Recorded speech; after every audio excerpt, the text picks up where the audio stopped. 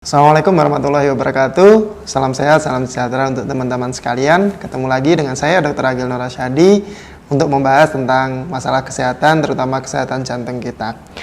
Oke, untuk saat ini kita masuk ke seri jantung sehat untuk berpuasa.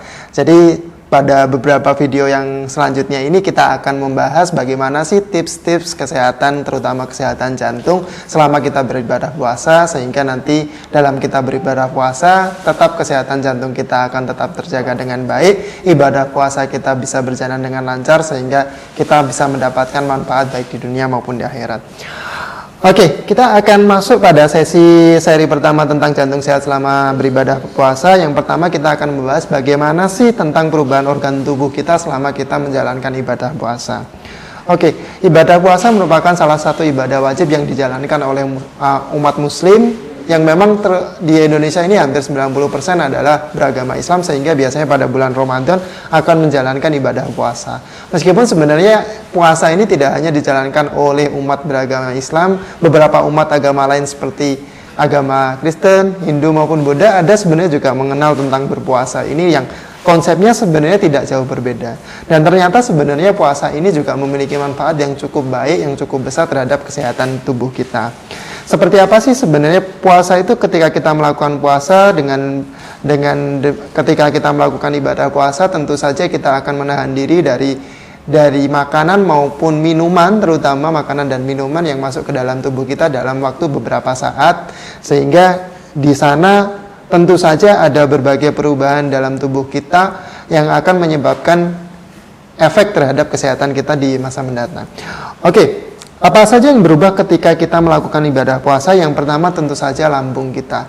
Pertama adalah mulut dan lambung kita. Ketika kita beribadah puasa, tentu saja mulut kita akan beristirahat untuk sejenak. Kelenjar air liur kita, kelenjar-kelenjar yang mencerna makanan kita sesaat akan diistirahatkan sehingga produksinya akan sangat-sangat menurun. Hal tersebut sangat bagus untuk kondisi kelenjar-kelenjar tersebut, di mana ketika kita tidak berpuasa, seringkali kelenjar-kelenjar tersebut selalu dipaksa untuk bekerja secara terus-menerus.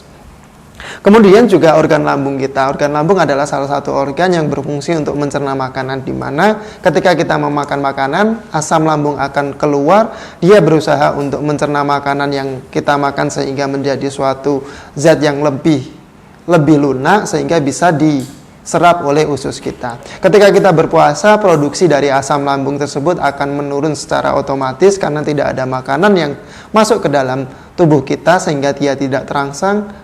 Produksi dari asam lambung pun ini akan menurun.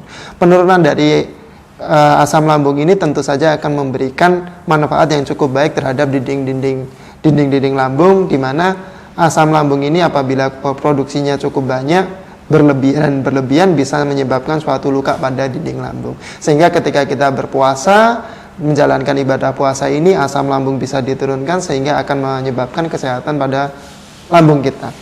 Selain itu juga salah satu organ pencernaan yang penting yang berubah ketika kita beribadah puasa adalah pankreas. Pankreas merupakan salah satu organ pencernaan yang cukup penting. Fungsi utamanya salah satunya adalah menghasilkan insulin, di mana insulin ini berfungsi untuk mencerna glukosa atau gula yang masuk ke dalam tubuh kita. Ketika kita mengkonsumsi gula, secara otomatis pankreas akan menghasilkan insulin, di mana insulin ini akan berfungsi untuk memasukkan gula, dimasukkan ke dalam sel sehingga bisa dicerna menjadikan energi untuk tubuh kita. Ketika kita berpuasa, tentu saja gula yang masuk ke dalam tubuh kita akan berkurang, tentu saja pankreas akan diistirahatkan sehingga tidak dipaksa secara terus-menerus menghasilkan insulin yang banyak, sehingga sangat-sangat baik untuk organ tersebut bisa beristirahat. Diharapkan dengan istirahat dari organ tersebut akan memberikan efek baik di kemudian hari, selain juga akan menyebabkan sensitivitas terhadap insulin di dalam tubuh kita, diharapkan juga akan menjadi lebih bagus. Kemudian usus kita, tentu saja usus merupakan organ yang utama untuk menyerap makanan.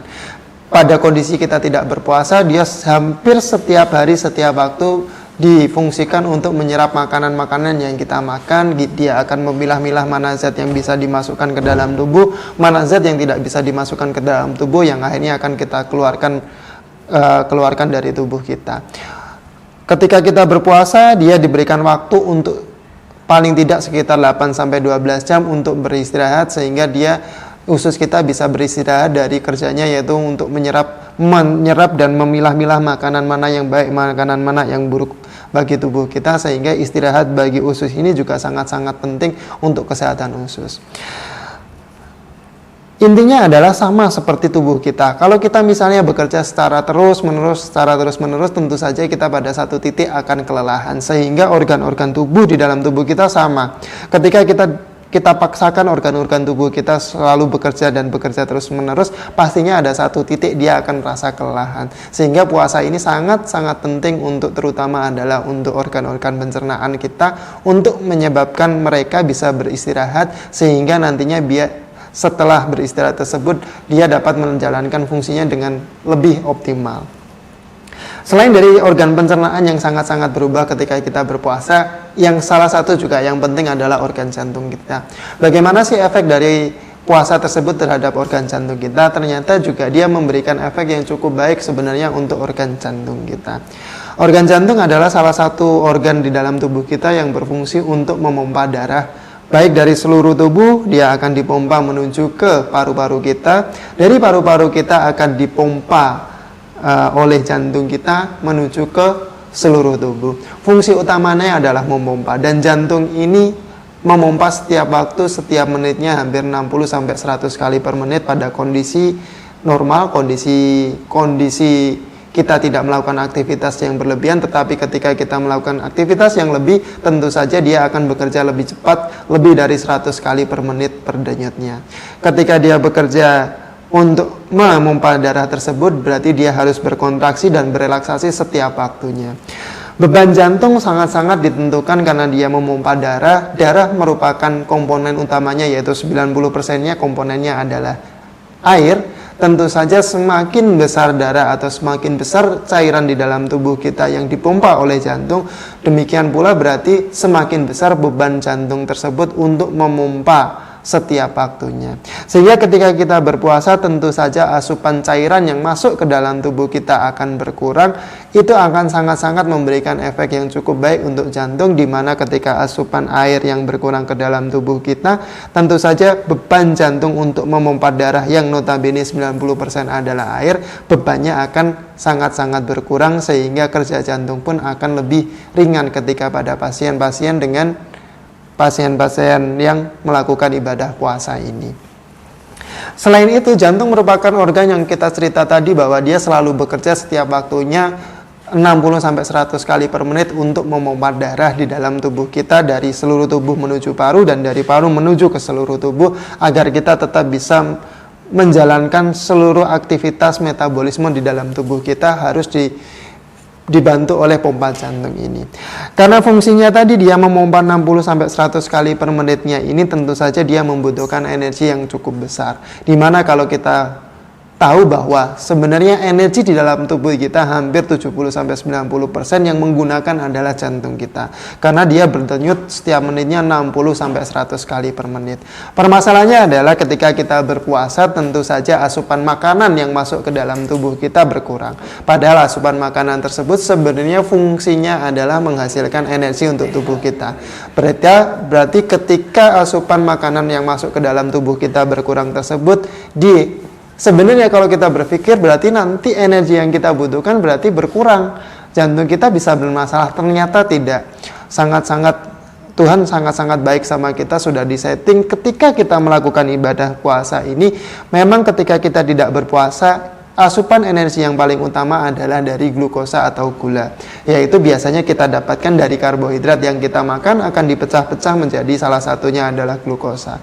Glukosa ini adalah sumber utama energi di dalam tubuh kita. Ketika glukosa ini masuk, dibantu oleh insulin di metabolisme menjadi energi yang cukup besar yang digunakan oleh jantung kita untuk setiap waktunya berdenyut.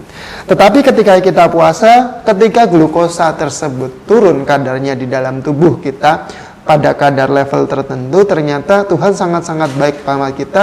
Tidak ketika kadarnya turun berarti kita langsung kelaparan, jantung kita berhenti. Tidak, ternyata ada mekanisme, yaitu pemecahan dari sel-sel lemak. Salah satunya adalah sel-sel lemak tersebut akan dipecah, akan dimetabolisme, dirubah menjadi glukosa. Ada beberapa yang kita namakan sebagai gluconeogenesis, yaitu liver berfungsi untuk memecah zat-zat yang di dalam gula-gula yang sebelumnya memang sudah tertimbun, akan dipecah kembali oleh liver untuk menjadi glukosa yang bisa dihasilkan untuk menjadi energi yang bisa digunakan oleh tubuh kita, salah satunya oleh jantung untuk tetap berdenyut.